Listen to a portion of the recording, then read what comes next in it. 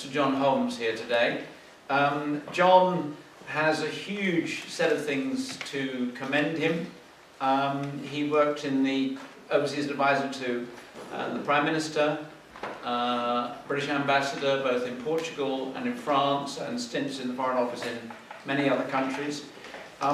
Some people sometimes think that if you go into the British Civil Service, particularly the Foreign Office and the Treasury, and you just do your time, and you're clever and competent, because British civil servants are clever and competent, then eventually you become a knight. And John is indeed a knight. But in his case, at least as I understand it, he played a very significant part in the Northern Ireland peace agreement, particularly in the Good Friday Agreement. And I think anybody who gets knighted for doing that really earned it. More recently, from I think 2007 until 2010, he has been the United Nations Under-Secretary General for Humanitarian Affairs and Emergency Relief Coordinator, if I have got the title correct, and is now Director of Ditchley, a wonderful country house about 15 miles out of Oxford, which is committed, at least in the first instance, to improving Anglo-American relations, but covers a huge range of other topics. And it's just a great pleasure to have John here this evening, talking in particular about his work in the humanitarian field.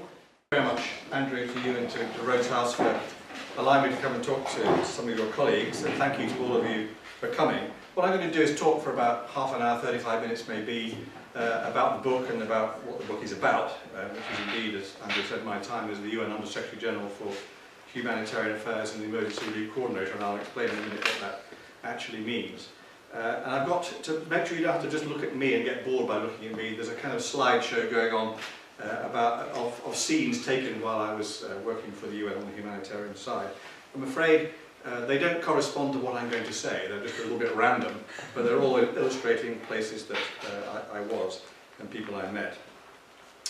Before I sort of talk about the main themes of the book itself, I need to put what we're talking about in its proper context. And what you need to do is to imagine yourself in the place of a person who's in the middle of a disaster, whether it's a natural disaster, an earthquake or a flood or whatever it might be, or a man-made disaster, in other words, usually it's some kind of war. And the nearest most of us are likely to come to it is the sudden loss of someone who's very close to us, a spouse or a child or a partner, when all of a sudden your world is turned completely upside down. All the familiar anchors in your world are gone, and what seemed to matter to you yesterday doesn't seem to matter at all today because everything has suddenly changed. And if you multiply that sort of sentiment, if you can imagine that, or that sort of feeling, several times over, when not only your immediate family has been affected and is gone, but also your friends and your neighbours, your house, your village, your livelihood, in other words, your life, in short, has, as I say, been turned completely upside down. And you don't know where you're going to find the next thing to eat, you don't know when you're going to find some clean water to drink, you don't know when you're going to find somewhere warm and dry to sleep, or someone to help give medical care for your injuries, or for those of people around you. So, in summary, everything that's familiar to you and stable in your life has disappeared, and you have no idea what your future is, no idea whether what you regarded before as normal life will ever come back. Now, it's quite hard to imagine this, and we're sitting in a comfortable country like this, and I'm not even sure I can make that leap altogether successfully myself, even though I saw the consequences of this on an almost daily basis for nearly 4 years. But the point is, there are many millions of people around the world in such a desperate state of crisis every year. And each of them is an individual with his or her own story, his or her own grief. And each of them would have found it no easier before it happened to them than you would to conceive of it happening to them. Sometimes it's rather easy to assume when you're watching some kind of crisis on television, and you think that the people who are concerned, they live in a context where disaster is always around the corner for them. So they find it easier to imagine and easier to adjust to it than you will. But it's actually not true in nearly all cases. They were not expecting it any more than you would be, and they don't regard it as any more normal than you do. The latest people to find themselves in this position are, of course, the people who are affected by the appalling civil war going on in Syria at the moment. You've got more than 1.5 million people have left the country. You've got 10,000 people every day crossing the borders to escape the fighting. You've got 4 or 5 million people, at least within Syria, who have been internally displaced, and probably nearly half the population of around 20 million are desperately in need of help of one sort or another, and many of them are in a really terrible plight. And actually in this particular case of Syria, I would say the world is not really responding, and certainly not yet responding with the resources that are needed, despite the fact that this is, I think, one of the worst humanitarian crises we've seen for many years, and is shaping up to be a major catastrophe from every possible point of view. I'm not going to talk more about Syria now, but maybe we can talk about it a little bit later when I've finished my presentation. But I was struck, because I went to Jordan a few months ago, under the auspices of an NGO called the International Rescue Committee, which I work with here in London. And I was struck when I was visiting there, the idea of the visit was to see Syrian refugees who were in Jordan. By the number who said to me, this sort of thing doesn't happen to us. We're the ones who are used to giving to other people who are facing disaster. And we're not the ones who should be desperate for help. We just can't understand how this has happened. And we hate this situation of depending on the generosity of other people. We can't quite believe we're in it. But in it they were. And the point is that they and people like them really do need, desperately need our help. And that emergency help is the aid this book is about. It's not about development aid, which is a whole other subject. It's very much about emergency relief. And if I emphasise that now, that's because that's the uncomfortable reality of what this book and my experience at the UN is about. And I apologise if my remarks are not very light or amusing, which they're not, but obviously the subject doesn't lend itself to that, so most of what I'm writing about is rather serious stuff. Not that there were never any lighter moments. There was a moment in the Central African Republic when unexpectedly, against all the UN rules, when I was visiting the President of the Central African Republic, who was overthrown a few months ago as it happened, he suddenly turned up outside the presidential palace and presented me with the National Order of Merit of the Central African Republic. The problem was this was under a full Central African sun, 50-degree heat, and to the accompaniment of the worst military band I've ever heard in my life, and I have heard a few in my time. And this was really a rather extraordinary event, not least because I wasn't allowed to accept medals like that, but obviously what can you do faced by the president who's trying to give you one. And my normally loyal staff, who were usually very supportive, were just making faces at me from the back of this event and almost caused a diplomatic incident. The point is anyway that the misery and desperation of the people we're trying to help is what we always need to have in our heads when we're talking about this, and we're talking about the drier points, if you like, of humanitarian policy, and as I will be, about the relationships between governments and humanitarian workers on the ground. And it's that appalling reality which is also why the four basic principles behind the successful delivery of humanitarian aid are so vital. That is humanity, in other words the compassion we need as human beings to give and to help people who are in desperate need. Independence, that's independence from any consideration of politics or race or religion or anything of that kind. Impartiality towards those requiring assistance, in other words that assistance has to be purely based on need and not on any political or security objectives of any kind. And neutrality. Neutrality between the warring factions, if we're talking about some kind of conflict, as we very often are, whoever those warring factions may be. And even if, and whatever we may think of them or their causes, whether the world labels them as terrorists or not, or whatever they call them, we need to be able to deal with them. We need to be impartial between them and the other warring factions, who are usually governments of one sort or another. And in my experience, governments and others did not always understand and did not always want to understand the principles I've just talked about. And that's why the situations I describe in the book became so difficult to deal with at different times.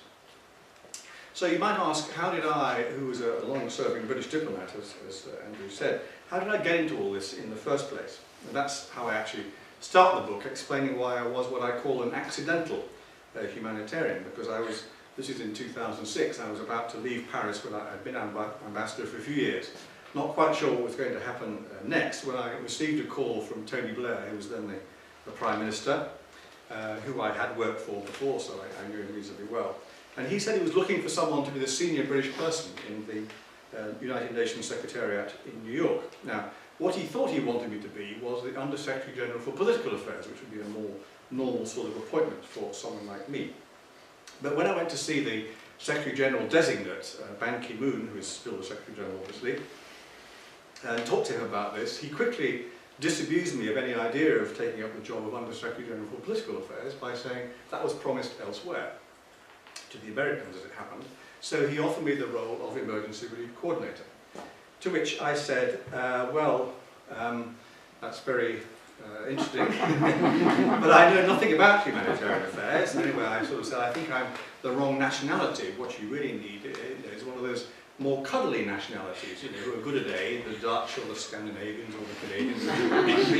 The Brits are rather like the Americans, we tend to go around the world causing trouble. Anyway, he insisted that he did want, he thought somebody British and somebody in particular Lee could do this job well, so I agreed to think about it at least, and I talked to others about it and was given a very positive account of the value of the post and the opportunity it represented. So to cut a long story short, I accepted it, and here we are. And I have to say I didn't regret it, despite the fact that it did bring me into contact with a lot of horrors and difficulties along the way. And the point is I learned a huge amount. Obviously I had a very steep learning curve when I started.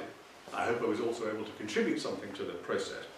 But when I finished in 2010, I just felt compelled to write this account of those 4 years, almost 4 years down, in a way that I never felt compelled to write anything about my diplomatic career, even though I had been through some fascinating episodes. So the book was an attempt, if you like, to try to make sense of what I'd been through, and to try to communicate that also in language which other people, not humanitarians, can understand. Because one of the things about humanitarians, the sort of closed communities they are, is that they, a bit like academics really, they assume that everybody else understands what they're talking about internally, when very often they don't at all. Now the essence of the role, if you like, was to make sure that humanitarian relief around the world in response to these natural disasters and these conflicts was well coordinated and effective and available wherever it was needed. Now why was such a coordination role needed? It was invented about 20 years ago. Because the humanitarian system is not a system. If you were presented with a blank sheet of paper and said design a humanitarian system for the world, you would not come up with anything that looks like what we have today, because you have a very fragmented field of UN agencies, the World Food Programme, UNICEF dealing with children and women's issues, particularly UNHCR dealing with refugees and many others, and then you have the Red Cross and Red Crescent movements nationally and internationally, and then you have a very large number of humanitarian NGOs, I mean literally hundreds of them all around the world. All well-intentioned, many of them very extremely effective, but also all independent. They all have their own mandates, they all have their own responsibilities, they all have their own different ideas about what's needed and about how to provide that. So trying to bring this sort of cacophony, this fragmented world together, and making the whole of it equal at least the sum of its parts is what the key task of the role I took on was. But it's important to realise also that I had no ability to give any orders to any of these people. I was there as a coordinator and was mandated to coordinate by the Security Council, by the General Assembly, but I had no power to actually direct any of these organisations, even the UN agencies, never mind the NGOs, to do anything. So my only levers were the ability to persuade them that they needed to be coordinated and there needed to be certain standards and certain policies. And of course the recognition of the organisations themselves that they did need to be coordinated in some way. So that coordination, that attempt to make it effective, to make sure that there aren't 12 organisations doing food in this corner of the crisis and nobody doing anything over here, to put it at its simplest level, that's what it was all about. And it's obviously vital for what is a multi-billion-pound business these days. When I was coordinating humanitarian aid, and I finished 3 years ago now, there's probably about $12 billion a year was being spent on it. It's probably more like 15 or 16 now. Now, that sounds a lot, but it's actually very little compared with the scale of the need. But you can see it's quite a significant business. So what is the book actually about? What was I actually dealing with? Well, I explore in some chapters in depth some basic policy themes. Famine and food insecurity, which is obviously a huge concern in many places. The rights and wrongs of humanitarian intervention, so-called humanitarian intervention, and the doctrine that some of you may have heard of, the international responsibility to protect civilians, which is relevant obviously in Syria now, and we can talk about that later. The issue of accountability for abuses of human rights and abuses of international humanitarian law, including, for example, the role of the International Criminal Court, which is an important new institution but which has certain disadvantages with it, which I also discuss. I talk also about the prevention of disasters, the need to prevent disasters and mitigate the impact of disasters before they happen, rather than just responding to them after they happen. And I talk also about the future needs in terms of humanitarian assistance and what the nature of humanitarian assistance might be in the future, how might that change. So those are some of the sort of themes in the book, but most of the book actually is not about that. It's devoted to the particular disasters and the particular conflicts in individual countries or territories, which particularly guide me, and the places I visited frequently, because obviously I was travelling a lot of the time, because if you don't actually go and see these places for yourself and see the situations for yourself and talk to people yourself, you have no idea what you're talking about, and it was important that I did know what I was talking about if I was going to raise money for these people. And I wrote in this way, in these chapters about specific disasters, because not because it was important to say what I'd done, where I'd been, what I'd achieved or anything like that for its own sake, but because I just wanted to use genuine down-to-earth examples and dilemmas of humanitarian aid to illustrate the problems in a practical way, rather than simply pontificating about them in theory, if you like. And so many of the problems I talk about in the book, which come out of these practical experiences, are around this very difficult intersection between humanitarian aid on the one hand and the needs of humanitarian workers on the one hand, and politics of one sort or another on the other. So that's why I have chapters on the conflict in Darfur, on the travails of southern Sudan, which later became an independent country, obviously, the end of the war between the government and the Tamil Tigers, the LTT in Sri Lanka, in early 2009, the huge suffering of people in the Democratic Republic of Congo, not least the scourge of sexual violence there, and the horrors of the presence of the Lord's Resistance Army, which is still there. I have a chapter on the long-running civil war in Somalia and the challenges that presented. A chapter on Cyclone Nargis, which is a huge event, which I'll talk about a little bit later, in Myanmar, Burma in 2008. The Israeli intervention in Gaza in early 2009. The earthquake in Haiti, which many of you will remember in early 2010, an absolutely devastating earthquake which hit the capital, Port-au-Prince. And then finally the humanitarian consequences of both conflict and natural disaster in Afghanistan and Pakistan. I'm just going to touch briefly on 4 of those situations to kind of give you a flavour of what the issues were and how I cover them in the book. That's Darfur in Western Sudan, Sri Lanka, the Democratic Republic of Congo, and Myanmar, Burma. Now Darfur, first of all, which some of you may be familiar with, but of course it's disappeared from the news media these days, there was a conflict between rebels and the government in Khartoum, which started in 2003 and quickly displaced about 2 million people. In other words, about a third of the population of Darfur.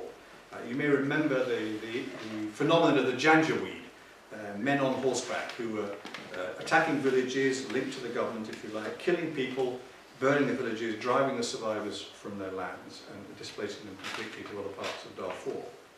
And in response to that, the international community mounted what is still the single biggest humanitarian operation in the world, although Syria, I suspect, has now overtaken it. Something like $1 billion a year just to keep those people who have been displaced and in need of help alive, pending resolution of the conflict.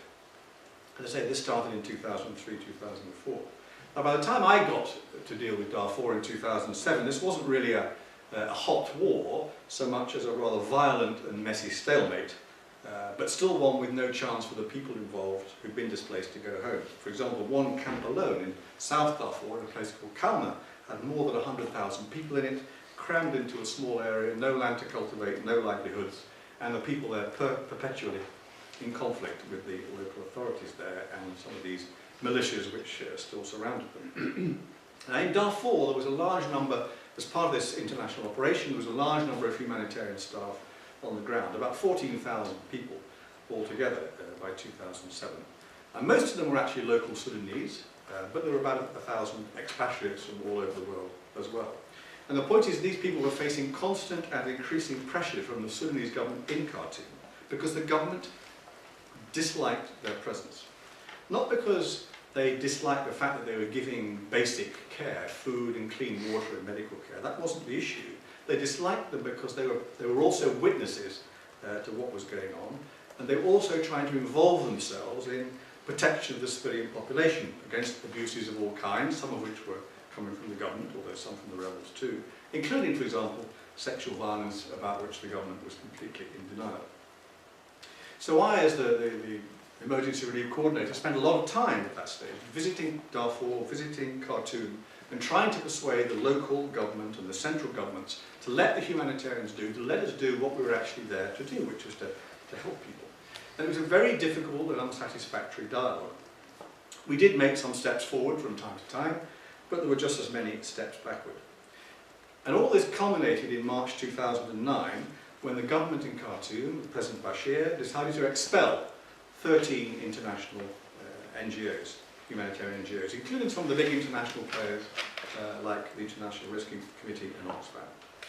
Ostensibly because they've been engaging in unacceptable behaviour, but I think really because actually the President had just been indicted by the International Criminal Court for crimes against humanity. Now, what's that got to do with the humanitarian organisations? Well, I think some of them, particularly the most outspoken ones, and they tended to be the ones that were expelled, were a very convenient whipping boy to use for retaliation.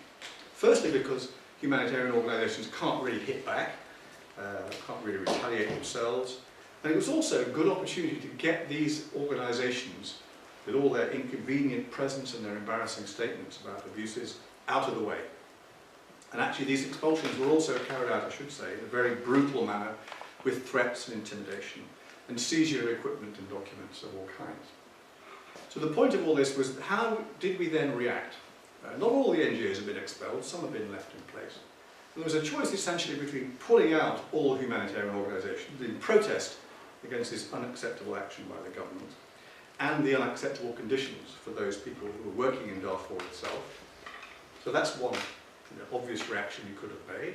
And the second option essentially was to stay in there, to stay working in Darfur, to stay trying to cooperate with the government despite this provocative behaviour. And while actually trying to reverse the decision, although that was a hopeless task, once it had been announced, trying to stop a second, even worse humanitarian disaster because so much capacity to help on the ground had been lost. And we took the decision, I mean I was obviously a big part of this, to stay there, despite the provocation, and to try to improve things by continuing to talk to the government, however difficult it was, and even if that involved, for example, talking to the President himself, despite the fact that he was indicted by the International Criminal Court. Now that decision was controversial at the time, and I have to say it was only partially successful. We did, I think, prevent another even worse disaster from happening by pulling together and filling the gaps in various ways. But we didn't manage to create better working conditions for the humanitarian organisations in the future. So should we have drawn a line in the sand, to use a poor metaphor probably, and pulled out altogether, and faced the Sudanese government with the consequences of their decisions, which was that they would have had to look after the people that we had been looking after. Now, I'm not going to go into that any further. I think, obviously, we were right to react in the way that we did because the humanitarian imperative says you stay there and you help the people who need the help most, because if you pull out, the people who will be pleased will be the government, the people who will be suffering are the people who are trying to help, not the other way around. But there's a genuine dilemma there. And meanwhile, I also note that the Darfur crisis, as I said at the beginning, has not been resolved. It has disappeared from our TV screens and our newspapers, but it's not been resolved at all. The situation has not changed. And one of the main frustrations of humanitarian actors, humanitarian organisations, is that the political actors, the politicians, the diplomats, the generals, whoever they may be, both inside the Sudan and outside, simply have failed to take advantage of the breathing space which humanitarian aid created by solving the problem, and have left the humanitarian community literally holding the baby. And even worse, actually, in some ways, in danger of seeming to prolong the conflict, because one of the things that humanitarian aid does in a way is spare those who are engaged in the conflict from facing the consequences of what they're doing. And therefore they can afford, in a way, to go on doing it because somebody else will look after the victims. So that's an awkward dilemma for the humanitarians too. And finally, after 10 years, and it's 10 years later we're talking about now, we have created, without meaning to do that, a whole generation of aid-dependent people, which is, of course, the last thing we wanted to do. And for them to go home is going to be an increasing problem in the future. But, as I say, the humanitarian imperative is still there. Secondly, Sri Lanka. Like Darfur, that's still a live issue in some ways, although the conflict itself is over. And it's a country which I visited 5 times as emergency relief coordinator, including 4 times in 2009. And the context here was what happened in the first in the northeast of Sri Lanka in the first few months of 2009, when the government forces finally decided that they were going to defeat the Tamil Tiger rebels by force.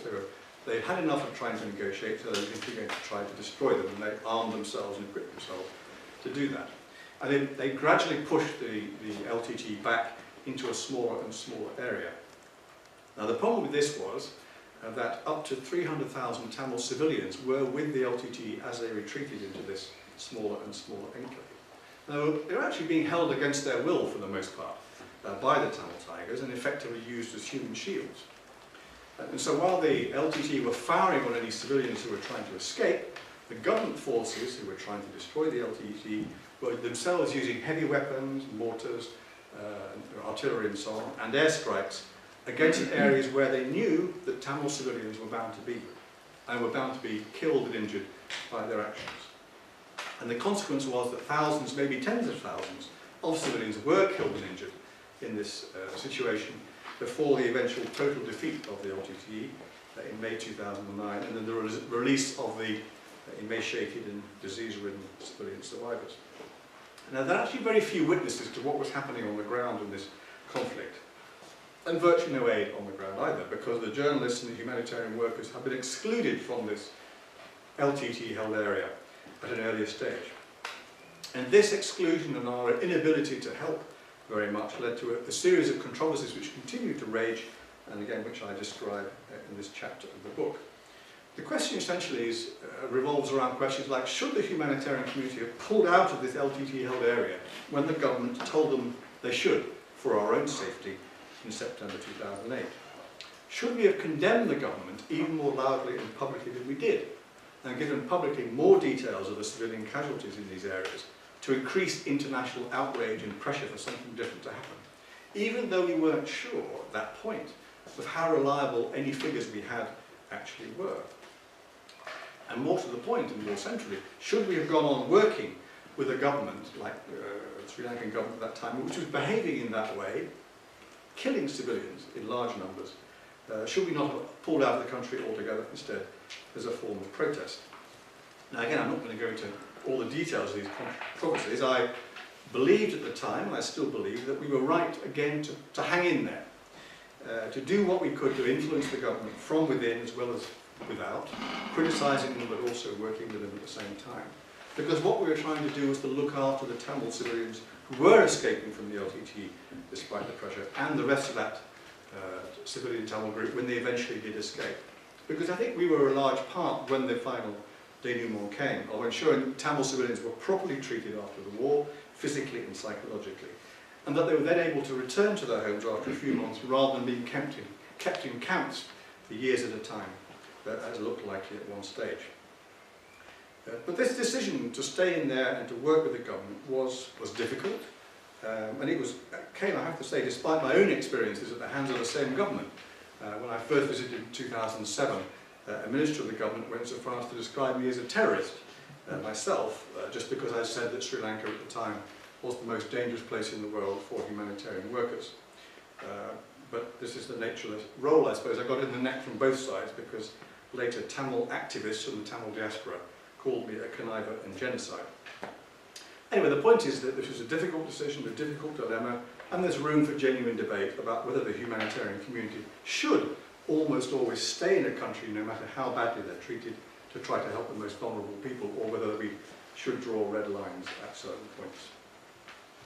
Third example is the Democratic Republic of Congo, particularly the problems in the east of the Congo, in the Kivus, North and South Kivu, where there's a long-running internal conflict with an absolute alphabet soup of militias who behave appallingly, including the government's own armed forces, and this has been going on for more than 20 years. I have to say that the Democratic Republic of Congo is the place where I found the worst sheer misery and grinding poverty of all the places I visited when I was working for the UN. These were people who were forced from their homes regularly for weeks or months or years at a time, unable to work their fields, and terrorised and intimidated in all kinds of ways. An NGO estimated, this is a few years ago now, but that something like 5 million extra lives have been lost because of this civil war over a decade. Well, that's not killed by violence. That's a separate figure altogether. This is from extra stress, from being displaced, from disease, from neglect, whatever it was, 5 million extra people had died who would not have died otherwise in that way. And that estimate was more than 5 years ago. Who knows what that figure is now? Our point is, again, there's a big, long-running humanitarian presence on the ground to try to keep people alive and in conditions of minimum dignity if possible. And the problem this time was not, as in Darfur or Sri Lanka, how to deal with a strong government trying to oppress you, as it were, or trying to direct you, but the opposite. How do you deal with a weak, more or less non-existent government in this particular country, particularly in the east of the country? And what you had was, I said that the local government, central government, virtually non-existent. And you had a 26,000 strong UN peacekeeping force who were trying to hold the ring and trying to create some chance of a return to eventual stability. But they were unable to stop atrocities. 26,000 sounds a lot. If you think of 26,000 people in a place the size of Europe, you can imagine how difficult it is to know what's happening behind every bush. And again, the question was, how should humanitarians react in this situation? We continued to provide aid, but in a way which was constantly threatened by the militias. We were working with a government whose own armed forces were completely out of control, and we were working with UN peacekeepers who we had to convince constantly that their top priority should not be protecting themselves, but protecting the civilian population instead. And all the while, we faced the most appalling situation of sexual violence in the world, which I'm sure many of you have heard about. And we're not just talking about rape, although there's a lot of that, but about sexual slavery of a very fundamental kind, and about gratuitously violent sexual attacks whose details are probably not appropriate for a Wednesday afternoon in May in Oxford, but whose nature was enough to make you despair of humanity, or at least the male part of it. Now, we were doing our best to treat the victims of that sexual violence, and we were doing our best to work out ways to bring the perpetrators of it to justice.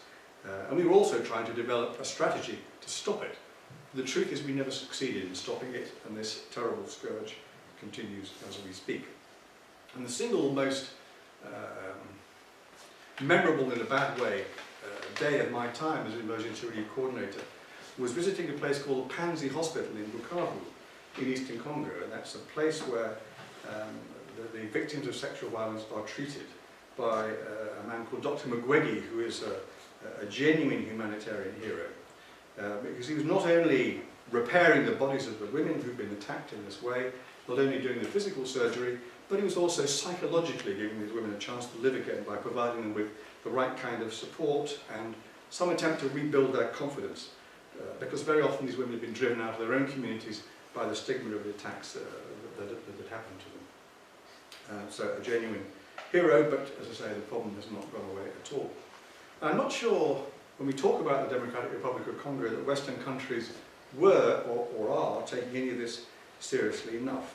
Congo, for all its many problems, and I've described some of them, is not actually a hopeless basket case, or even an irretrievably poor country. Indeed, it's got lots of mineral wealth, which is why all these militias are there. It's just that none of the resources that come from that mineral wealth actually reach the people who it should be benefiting.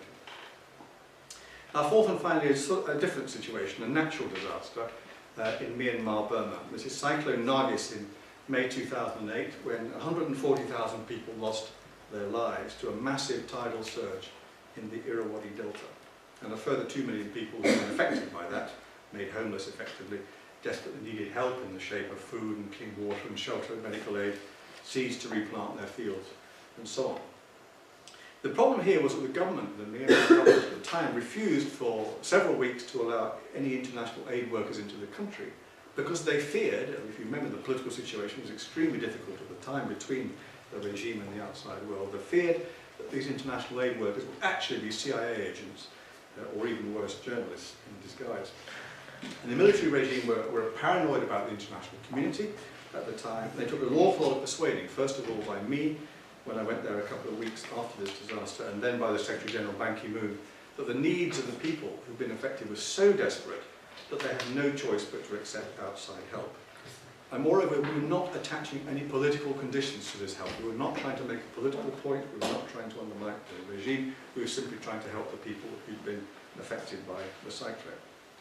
Our cause in doing this was not helped, I have to say, and certainly the regime's paranoia was fed by some loose talk from some Western capitals, not particularly London, but certainly Washington at the time, Paris, that if the regime wouldn't accept aid, this aid should somehow be forced in at gunpoint.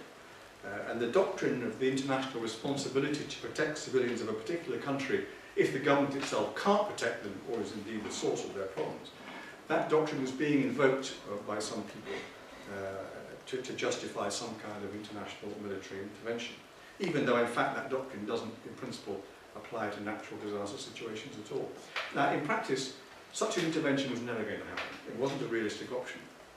And in this particular case at least, I'm not necessarily in every case, talking about it didn't influence the situation in the right way at all, because it simply made the government more paranoid about what they thought people were trying to do. Now at the time when this was happening, because of the isolation of the regime in Myanmar and their brutality in many ways, much of the Western press anyway, and some Western governments, were not convinced it was possible to have a sensible or productive dialogue with such a regime. But I believed at the time that there was no choice about this dialogue, given that we were facing such huge humanitarian need, and that the regime could be brought to see sense if it was approached in the right non-political way. And in the end that's what did happen, not least I think because the Secretary General Ban Ki-moon was able to talk to them as a fellow Asian. I think that certainly helped the situation. And we were also able to use the regional organisation, the Association of Southeast Asian Nations, ASEAN, as a way into the decision makers in Rangoon, again to try to convince them of our goodwill. As I say, in the end we succeeded.